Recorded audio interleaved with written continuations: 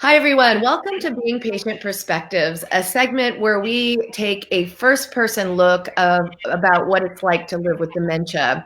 Today, joining us is Lonni Schicker. She was diagnosed with both Lewy body and early onset Alzheimer's at the same time, and joins us now from St. Louis. Lonni, thanks so much for joining us. Thank you for having me. So I want to start, of course, with diagnosis because, a lot of people who have dementia are misdiagnosed. And so when I heard that you had both been diagnosed with Lewy body and also Alzheimer's disease, I was frankly quite surprised because most people don't get both of those diagnoses so early on. So tell us a little bit about how you were diagnosed. Well, originally I was diagnosed with mild cognitive impairment, and it kind of stayed there for a while. When I was visiting my neurologist, we could see that progressively I was having some symptoms like tremors and visual hallucinations. The visual hallucinations were increasing. And I was having also, the forgetfulness and the word finding issues. And so my physician and the neuropsych testing physician both felt that my symptoms were more consistent with Lewy body dementia. And then with Lewy body dementia, often there's an accompanying Parkinsonism, which is not Parkinson's, but it's a syndrome that's Parkinson's-like. Meaning tremor, right? I'm sorry? Meaning that you have tremors? I have tremors and a little bit of shuffling gait and a little bent over, so those kinds of things. Well, we have been told that actually Lewy body is closely related to Parkinson's in the way it presents itself. So in that respect, I guess those symptoms aren't too surprising. But Right. I should have pointed out that you're a former professor of healthcare management, and you were working at the time. So tell us a little bit about how you noted, before your diagnosis of mild cognitive impairment, how you noted that something was wrong. Well, I personally could tell that something was off, but I thought I was really stressed. I was running the department by myself. I had just written a master's program and had students that it far exceeded. We were hoping for 12. We ended up with like 30 for the first go around. So I felt really overwhelmed. But I also noticed that I couldn't remember where we left off in the last class, and I would have to ask my students. And so I really did kind of chalk it up to stress until my students actually called a meeting with me. And they told me that I hadn't shown up for several classes and that I hadn't returned any assignments. And so I tore my office apart and actually found their assignments like between books and couldn't even remember ever having them in my possession. And so I called my physician and said, there's just something off. So you weren't cognizant of the fact that you weren't showing up for class. I did not know.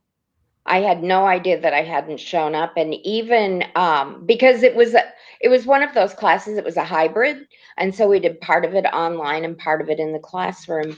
And so when they first told me, I thought, well, maybe I just wrote the schedule wrong, the schedule that I gave to them. And then the more I talked to them, the more I realized that I just really hadn't shown up and hadn't even given it a thought. I had no idea I was supposed to be there. I mean, I can imagine that terrifying. I was so apologetic. I felt awful, but at the same time, I realized that my perception that there was something off was real. So when you were, how long were you given the mild cognitive impairment diagnosis before you realized it could be either Lewy body or Alzheimer's? Well, actually, I went to a neurophysiologist after I had the neuropsych testing originally, which was in 2014, late 2014. And the neurophysiologist told me that he had no doubt that this was an early development of Alzheimer's. Just some of the things that came up in my testing, the way my brain looked on imaging, that he really felt confident in saying that this was something that was going to progress. And Did they so see plaques when you say the way that the imaging was? What did they see exactly? they saw a great deal of diffuse white plaques and large white plaques, which, take up brain space. And so that was an issue. And then they also saw like areas of white plaques in the places where it most affects memory and cognition, and that there was more there than in other parts of my brain. So, when you were diagnosed with Lewy body, and I have to say, that it is very rare to have both diagnoses at this early stage that you're in. It's usually people find out down the road, or it's discovered post-mortem that there may have been more than one dementia. So it's Exactly. rare to be dealing with two different, even though they are in similar in presentation, but yet there's differences. So tell us a little bit about how Lewy body came to you, what you noted, and how the doctors actually diagnosed. What was the difference there? It was very interesting, but it was actually my son.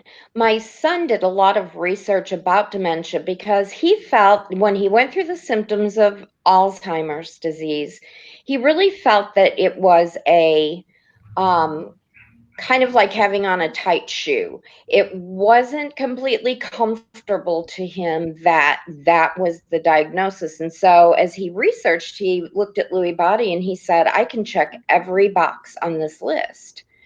And so he actually contacted the neurologist and said, we would like to come in and talk to you about this. And he went through line by line the symptoms that I had related to the symptoms in this article. And the article was actually from the, I can't remember the publication, but it's the neuropsychiatric publication. And so as my physician, Dr. Backett, went through it, he agreed that, this is a very likely scenario as we look at symptoms. And then when I started having the tremors, he felt that that pretty concretely he could say that that this was Lewy body. I think what he wasn't expecting was for the dementia to increase significantly, and for my I can't write anymore and I can't read. I can't do numbers. So you can imagine for a former professor, this is like overwhelming. But that's what kind of started leading him to the additional diagnosis of Alzheimer's. So when you say, I want to go back to Lewy body in a second, but when you say you can't read or write, I mean, obviously you've been reading and writing for, most of your life. So Right. what is that like? Was it just like you woke up one day and you suddenly forgot how to read and write, or how did it present itself? No, at first it was perception. Like I used to read at least 2 books a week. I used to treat myself if I read one nonfiction, I'd get to read a fiction. So I was obsessed with reading. And suddenly I realized that I had to keep going back to figure out who people were. And then when I would read, letters would look like out of position, or some letters would look like numbers and some numbers would look like letters. And so I started getting more and more of this kind of difficulty in remembering and reading clearly. And so I had to give up reading books and I started listening to books, which has been helpful. But then one day I was um, at a pharmacy and I handed money to her and she was like, well, this is way too much. And I realized that I had lost my ability to count And so I can't count money. When I go anywhere, I have to have someone else count the money for me. Does many presentations, many people, what surprised me at least, especially with, I have a mom with Alzheimer's, and one thing that surprised me is the presentation of symptoms of the disease. And I always thought when she was first diagnosed, it would be a slippery slope downhill, but I realized the presentation is more up and down in increments, right? So some days we say, wow, she's doing really well today. And other days we say, oh, wow, it really feels like she's slipping. So when you talk about these types of presentations, like when you lost the ability to count, is it better some days but worse others, or what is that like? And honestly, some days I can absolutely figure out money. It was really funny because my son said to me the other day, he was trying to figure out something. We were working on holiday gifts, and he said something to me about the cost, and I said, well, that would be like 75 cents cheaper only. So, and he looked at me and I looked at him and I said, where in the heck did that come from? But then other times um, when I go to the store, I can't even tell a 1 from a 20 from, and I definitely couldn't work with change. So it is peaks and valleys. Sometimes it feels like running up and down stairs. I feel pretty with it some days, and there are other days. This is a good day. There are other days where I can't remember anything. I want to talk a little bit about the Lewy body portion of this because, we've interviewed experts on Lewy body, Dag Arslan being one out of the UK from University of College London. And he believes that Lewy body is probably one of the most underdiagnosed dementias because most doctors aren't equipped to understand how to diagnose it, what the difference of symptoms are. What he elaborated on was the hallucinations. One key clue is the hallucinations come early with Lewy body. Did you have that type of symptom? And if so, can you tell us a little bit about it? The hallucinations were the first thing that really, I think, tipped my physician off and me.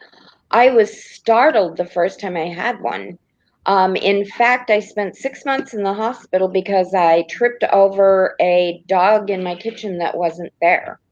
When I see things, I see them very clearly. It's not like, like you see on TV and mystery movies where it's kind of like a waft in the air. I mean, I really see things very clearly. So it's not like a cartoon caricature hallucination. It's more Correct. like real life, like you're seeing an animal that looks exactly like an animal. Right. When I see it, and I don't just see it, I have the impression of it first. Like I feel like there's something there, and then it becomes visual. And I have some that are very frightening. I've had, in fact, someone standing in my kitchen who's trying to talk to me, but I can't hear them. And I become very frightened because I know they're trying to say something to me, and and what are you doing in my kitchen late at night? It's really terrifying. And sometimes I don't know what's real and what's not. My son and I were in the car, and I thought a car was coming directly at us, and I yelled. And my son said, "There's nothing there." I was terrified. My heart was pounding. I thought someone was going to hit us. How often does that occur? I would say a couple of times a week. A couple of times a week that I actually see things.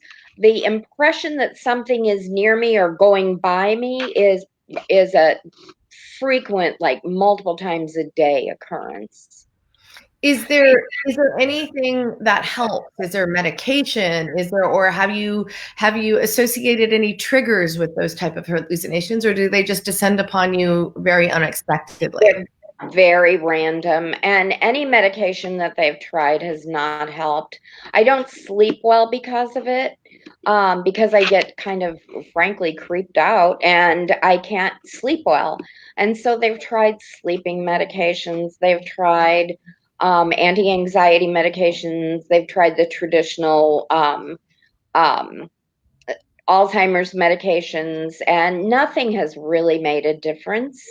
I will say that the medication that they give me for the Parkinsonism has been very helpful. I don't tremor near as much, and so I'm really grateful for that. And in fact, that was one of the reasons when we asked the expert on Lewy body, well, why does it really matter if you are diagnosed with Lewy body or Alzheimer's? And he gave exactly that answer, because some of the Parkinson drugs actually work much better on Lewy body than they would on Alzheimer's disease. And so they wouldn't be necessarily prescribed to somebody with Alzheimer's, but most people with Lewy body have some sort of Parkinsonian symptoms, and those medications tend to alleviate the Parkinson symptoms. Correct. Yeah, it definitely has for me.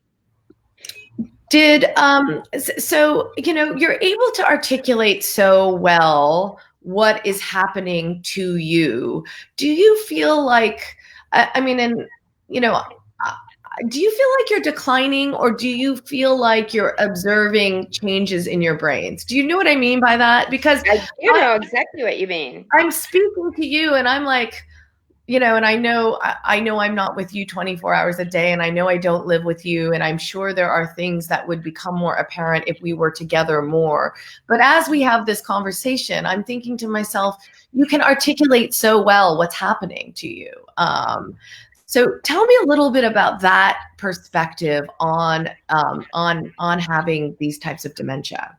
I think, first of all, I think that my scientific nurse brain is constantly monitoring what's going on with me. And so I'm very aware of changes. I feel like I've been declining more over the past 6 months than all the time previously. Um, I have days that are really awful, days that I can't articulate very much. And then I have days, and it's interesting. I can go out and speak to a group, and sometimes it's very fluid, and I do it from memory, and it's very fluid. And other days, I can be sitting at home and can hardly hold a phone conversation. So I see that back and forth, but I do almost feel like, my brain's tingling. Like I can feel that there's something going on up there. I feel different, but I don't know that I necessarily, or that other people necessarily see the decline. But I will say that the other day I was with some friends, and one of my friends said, hey, when do you see your doctor again? Because I've noticed these couple of things. What did he Keeping track of the date and keeping track of a date. This has been a big problem for me. I literally keep a book at my side all the time now, so I can write appointments and all of those kinds of things. And she said, I guess she told me a day that we were going to do something, which was coming up soon. And she said that I asked her repeatedly what date that was, and then finally made her write it down, because I guess I couldn't actually write the date. I couldn't get the numbers in order. So I had to actually ask her to write it. And so she was very concerned about that. We're getting a number of comments about your self-awareness and people complimenting you on how you are indeed so self-aware. We have one comment coming through from a viewer saying, my husband doesn't seem to be aware like you are, or if he is, he can't express his symptoms to me. His language is disappearing. From your perspective, do you have advice in terms of better ways to communicate? There are a couple of better. The first thing is if you feel pushed to articulate something, it becomes more difficult. It's kind of there's kind of a reverse effect there, at least for me. Anytime I feel like I'm kind of cornered into, I need to be able to get this out, and I feel like somebody really wants me to get it out, that it becomes harder to do. And I think one thing is I express myself better through like drawing things, or um, um, drawing is a really good example, but I also express myself through, unfortunately, crying. I get upset about something, I get frustrated. And my son has become I live with my son, so that's why I speak about him a lot. He's become very adept at kind of listing things calmly. Is it this that you want? Is it this that you need? And not like, what's going on? So I think one of the things is to approach them kind of as gently as you would approach a lamb. You just have to Yeah. kind of ask them calmly, is this it? Is this? And if you don't get an answer, and you can't figure it out, you do have to kind of unfortunately let it go, because if they can't express themselves and you can't figure out what the problem is, you're just both going to become very frustrated. That makes a lot of sense, because any one of us, when we're put on the spot, we get more nervous and more tense. And so Right. I can imagine, if you're trying to get words out or remember what you were trying to say, to be, put on under the spotlight and pressured, it would only make it worse. I mean, that's pretty normal, I would say. Yeah. We have a few more questions coming in. Another viewer is asking, do you feel a lack of motivation or lack of desire to do things, which is a common symptom with Alzheimer's disease? Has that happened to you? It does happen all the time. And right now, I really push myself to stay active. I speak a lot, I speak all over the country. And I think that that helps me a lot, just that planning and knowing that that's going to happen and getting ready for it kind of keeps me going. But as it's becoming more difficult to travel and to speak publicly, because traveling by myself is a real issue, it's very difficult. And so as that has become more of a problem, it's kind of not motivating me so much. And my tendency is to want to quit things. So anything that I'm doing, I say frequently, I can't do this anymore. I'm just going to stop doing it. I'm going to stop volunteering. I'm going to stop speaking. Um, and it's usually my friends. I have several close friends who, with my son, consider themselves my care team, and they will keep me going. They'll travel with me if they have to. They'll do whatever they need to do to keep me active and busy. And as we know, staying socially engaged is really helpful. It is. Um, Another viewer is asking if you get anxiety because of the hallucinations. I can imagine they're terrifying. Do they make you panic? Do you get anxiety attacks? I get terrible anxiety attacks, and when I see something and no one else is home to validate that it's not there, I have panic attacks and anxiety attacks, and I have palpitations, I get sweaty, I'm afraid, I go outside, I'm like trying to get away from whatever it is, and then I'll keep peeking in the house to see if it's gone.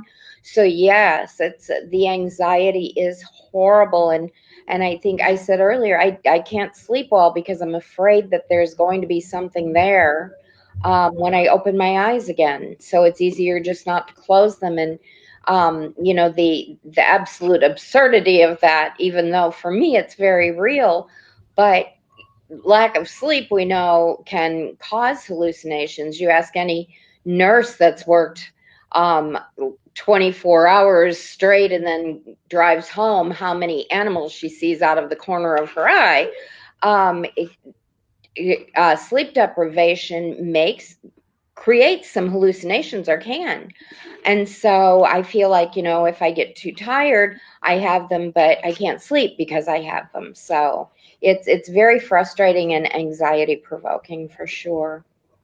Are you, someone is asking if they're saying, Lonni, you must be a jewel to the Lewy Body research team. What they're learning, what are they learning the most from you, especially since you're so lucid?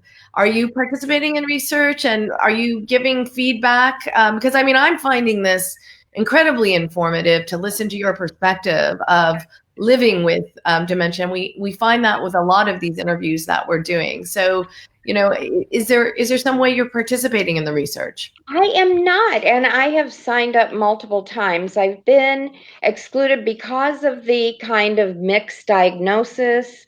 That's been an issue, and the fact that I'm diabetic, which is something that I'm very interested in, because I have had difficulty controlling my blood sugar. And I noticed even on your website there's a lot of interesting information about the relationship between blood sugar and Alzheimer's. That really is honestly the research I would like to be involved in, because I have always felt that there was a connection there.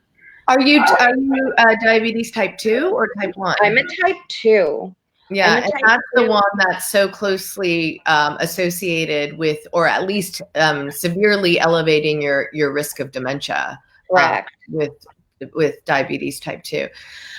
From your perspective, has anyone have doctors talked to you about maybe the relationship between diabetes and dementia? Does that ever come up when you see your doctors? Nobody ever brings it up except one emergency room physician.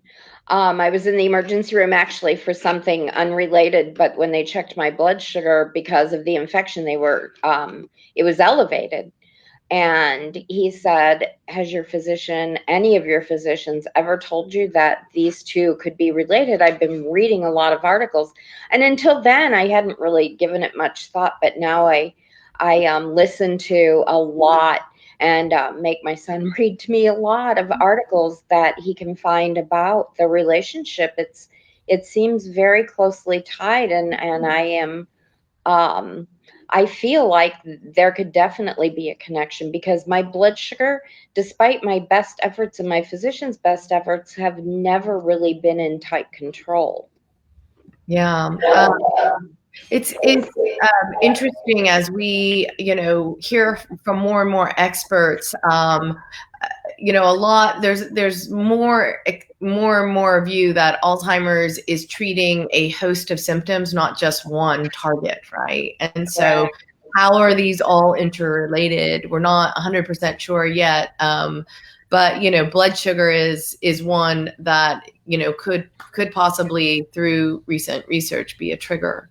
So, Lonni, give us insight about. I know you've now turned. You have two hats because you're very familiar with the healthcare system through your work, and you were also a nurse, so you understand healthcare. And now you are looking at things from a patient perspective. So tell us what you think people need to know about living with Alzheimer's or dementia for that matter. I think the first thing is it was not difficult. I was diagnosed at 58. So with the mild cognitive impairment, it was not difficult to be on or to get disability. The problem is, once you get disability, the nightmare begins. It becomes more and more difficult to receive health care, because Medicare, there's an 18-month waiting period. So there's a 6-month waiting period for you to begin disability, an additional 18 months to get your Medicare. And what happens is you either have to rely on a spouse's insurance, you have to go to only clinics. And, the realistic the reality is that clinics are designed, they're almost like miniature emergency rooms. They're really designed to take care of immediate problems and not ongoing issues. And so you pay for a lot of your care out of pocket. So I think the first thing is the financial burden. You just have no idea what the cost is going to be until you're in it. And then my son has been looking at placement for the future, and the cost of placement is incredibly unattainable for most people. And so I think that the thing the thing that I talk about most often is being prepared to have Alzheimer's no matter what your age, to think about what the cost is going to be and to have that money put away. It seems outrageous to tell a 30-year-old that, this could happen to you. And so you need to you need to be diligent about your savings because this will break you. Yeah. It took my entire 401k. I had no money left. And for a person who was making a six-figure income to now have zero money in the bank was overwhelming. But it feels like the system bankrupts you, right? Because you need to spend down. Don't you have to spend down your retirement and everything Yep. so that you can qualify for Medicaid, Right. which in so many ways doesn't make sense. It But doesn't make sense at all because you're using up your money in order to get government funding, but then you go to Medicare and you no longer have any money in the bank. yeah, So it's really an awful, it's funny when I was teaching, I used to say all the time, despite all its faults, it's still the best healthcare system in the world. And there are clinics and everyone can receive healthcare if they need it. And um, I have discovered how unfair the system is. And I think that that's the thing that has startled me the most is that I feel like I was living in kind of a cloud of what I was told and taught and not the real world. yeah. So we have just one last question. And one viewer is asking, do you know what stage you were at the time of diagnosis and what stage you're at now? I'm still early stage. Some of my symptoms lately over the last, I would say 3 to 6 months are indicating that I am likely moving into a middle stage. I know a lot of people, I'm on committees with so many people who are early stage, and they all are saying the same thing. Since we all kind of started at the same time, we're kind of progressing together. And they're all saying that one day they feel like they've already hit middle stage, that their memory is so awful, but that they kind of bounce back and feel like, okay, maybe I'm still early. And that's kind of where I am. I think I'm between those two stages right now. Well, Lonni, we really wish you all the luck. And, we so appreciate your perspective. I think it's enormously important to look at dementia from the first person perspective because you can really educate all of us, whether you're a caregiver, someone impacted by the disease, or, have a loved one, or even a researcher for that matter. So we really value your perspective. And thank you for sharing with us. I appreciate that. I am always thrilled to be able to help educate people, and I'm so happy that I had this opportunity. Thank you. And if you missed any of this interview, you can go to beingpatient.com. We always have these interviews on our site on demand. And if you have any more questions for Lonni, please don't hesitate to leave them on our Facebook chat, which you're on now watching.